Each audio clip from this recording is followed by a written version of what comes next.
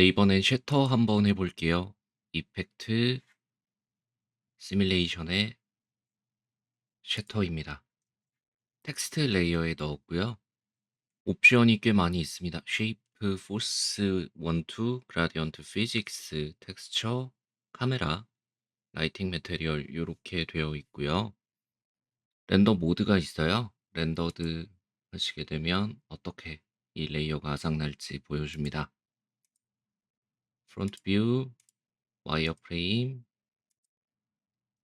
프론트 뷰, 포스 이렇게 되어 있고요. 재생하시면 이렇게 아작나는 건데 어떤 방식으로 아작낼지를 결정해 주는 겁니다. 올 레이어 피스 이렇게 되어 있는데 레이어 같은 경우에는 원래 레이어가 나오고요. 그 다음 프레임부터는 안 나오는 방식으로 되어 있고 피스 같은 경우에는 첫 번째 프레임에선 안 나오다가 그 다음 프레임부터 이렇게 나오게 됩니다. 그러니까 렌더를 이용하시면 원본과 조각 혹은 원본만 혹은 조각만 나오게 해줄 수 있다라는 겁니다. 올로 해놓고요. 쉐이프 한번 볼게요. 쉐이프 패턴 기본적으로 브레이크로 되어 있는데 여러 가지가 있어요. 레이어로는 확인하기가 힘드니까 와이어프레임 포스로 해놓고 확인해 볼게요. 리, 카펜터, 쉐브론스, 프리센트, 에그, 글래스, 헤링본, 헥사곤, 제이스, 타곤 하고 네모, 오버레이 스퀘어, 플랭크, 퍼즐, 럼비, 스퀘어, 스퀘어와 트라이앵글, 별과 트라이앵글, 삼각형, 또 다른 삼각형 이렇게 있습니다. 되게 다채롭죠. 커스텀도 가능한데요. 커스텀 셔터 맵을 이용하시게 되면 이렇게 원본 모양도 가능한데 렉탈 노이즈 같은 걸 이용해서 컨트라스트를 좀 올려주고요. 브라이트니스 조금 낮춰볼게요.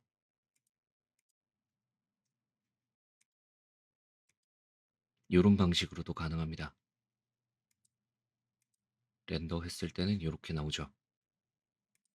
그래서 루미넌스 맵 이용해서 여러 가지로 표현이 가능하다라는 거.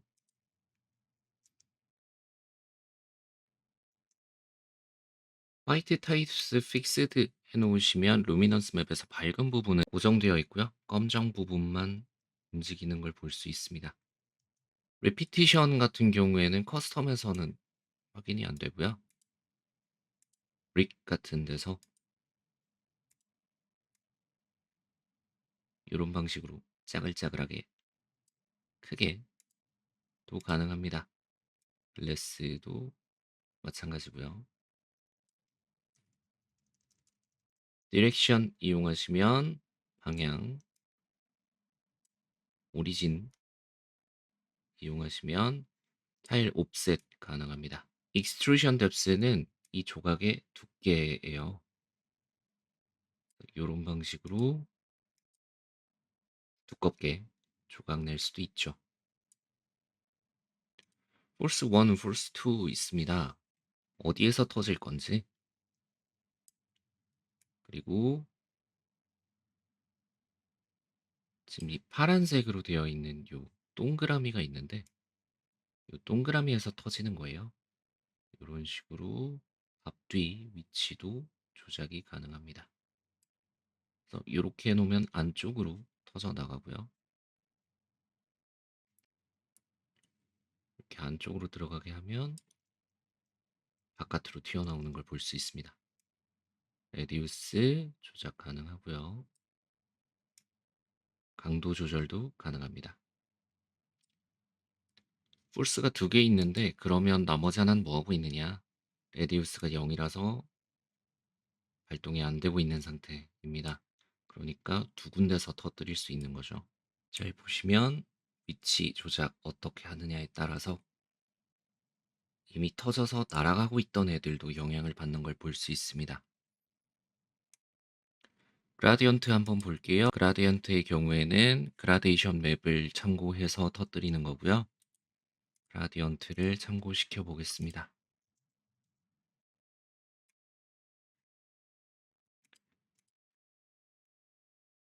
리셋하고요. 그라디언트를 이용해서 이런 방식으로 어디서부터 터져 나갈지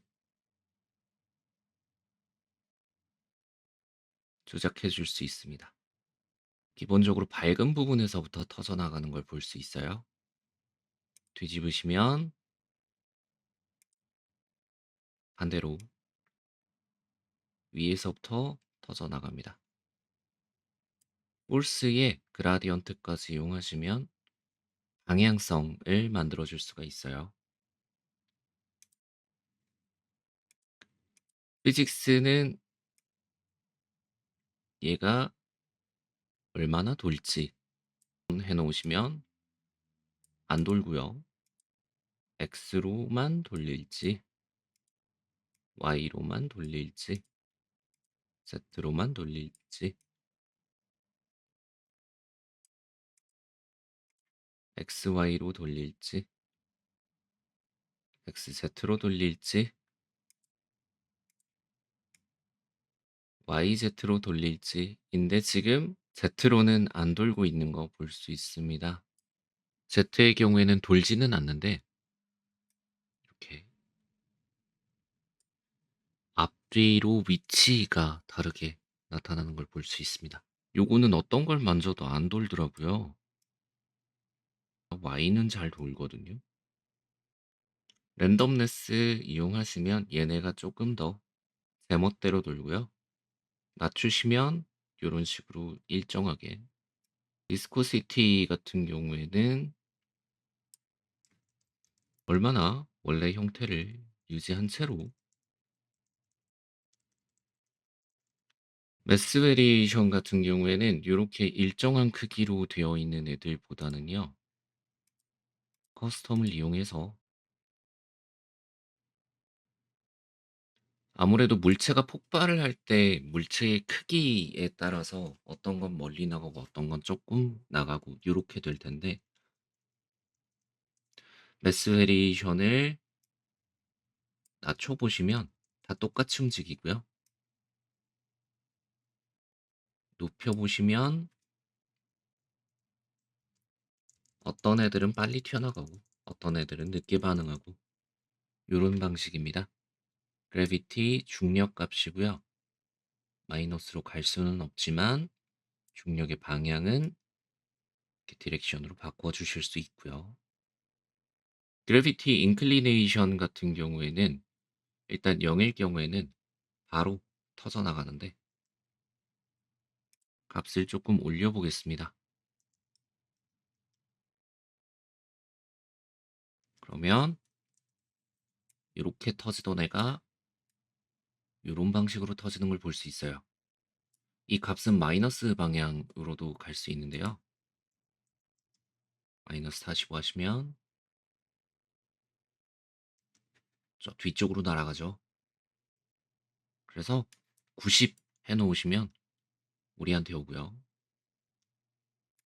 마이너스 90 하시면 저쪽으로 갑니다. 적당한 값을 주셔야 중력 방향도 영향을 받는다라는 거. 텍스처의 경우에는 렌더 모드로 확인해야겠고요. 이렇게 조각이 나 있다라고 했을 때 프론트 레이어 골라주실 수 있고요.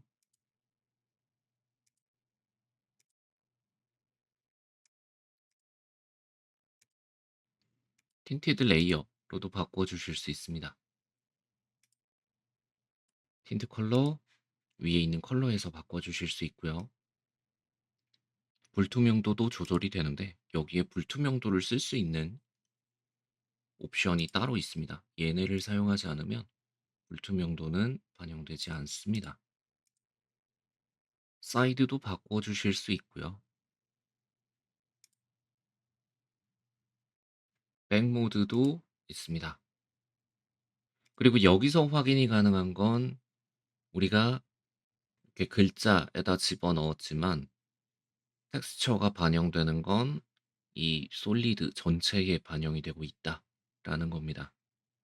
그건 사실 터져나가는 게 이 레이어 전체가 터져나가고 있고요. 딱히 알파의 모양이 반영되고 있지는 않다라는 거. 카메라 시스템은 여러 가지가 있는데요. 카메라 포지션, 코너핀, 콤프 카메라 이렇게 있습니다. 카메라 포지션의 경우에는 이 셔터 이펙트 안에서 카메라의 위치를 바꿔주는 거고요.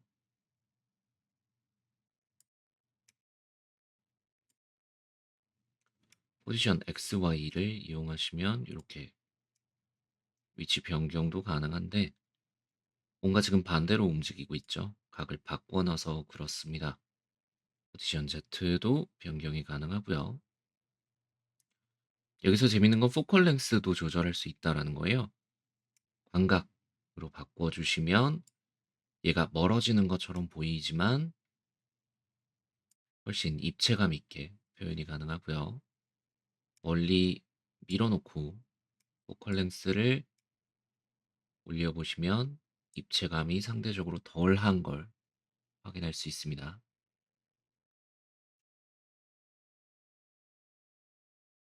트랜스폼 오더가 따로 있어요. 트랜스폼 오더 같은 경우에는 로테이트 같은 경우에는 맨 앞에 있는 애들을 이 벽이 원래 가지고 있었던 축을 사용하겠다라는 뜻이에요. 그래서 만약에 이 벽이 요렇게 있다라고 하면 XY축은 이 벽의 X축을 쓰겠다는 말이고 Z의 경우에는 현재 화면이 보여주고 있는 값을 따라가겠다라는 뜻입니다. 그래서 Z를 돌려보시면 이런 방식으로 우리가 보고 있는 방향에서 Z축으로 돌게 되는 거죠. 맨 뒤에 있는 값을 Y로 바꿔보시면 우리가 보고 있는 방향에서 Y로 이걸 이용해서 조금 더 편하게 조작하실 수 있고요.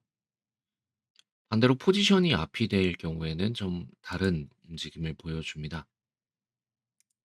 회전이 뭔가 다른 걸 볼 수 있어요. 즉 기준이 바뀐 거죠. 얘가 기준이었는데 카메라가 기준이 된 겁니다. 그래서 로테이션 XYZ로 해 놓고 돌렸을 때는 벽이 도는데 포지션으로 해 놓으시게 되면 우리가 돌고 있는 걸 볼 수 있어요. 코너핀의 경우에는 이 벽을 어떤 방식으로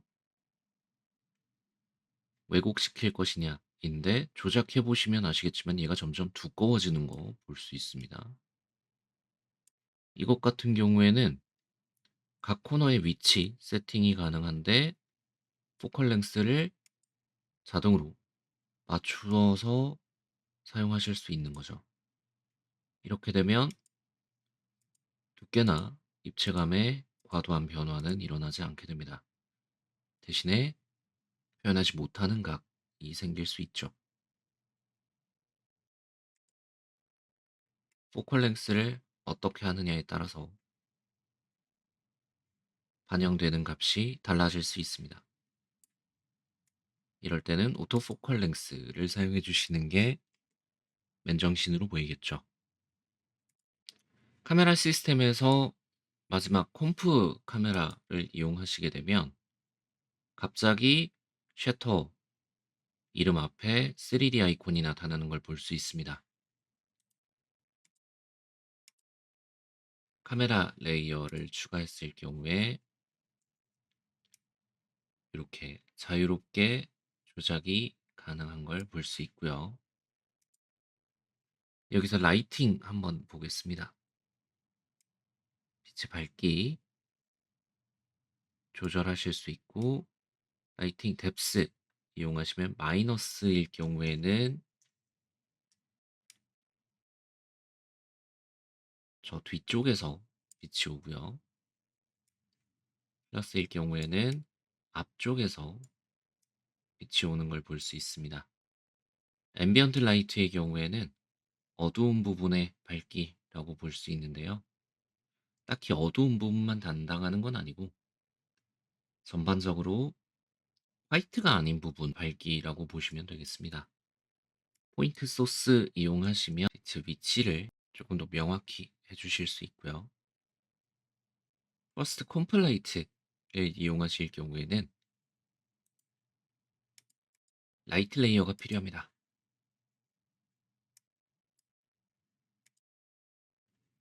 그래서 이 라이트 레이어의 위치에 따라서 밝기가 결정되는 거죠. 즉, 카메라 시스템을 컴프 카메라로 바꾸고 라이팅을 퍼스트 콤프 라이트로 바꾸시게 되면 3D 오브젝트로 사용이 가능합니다. 라이트 레이어가 두 개였을 때 하나만 반영되는 걸 볼 수 있습니다.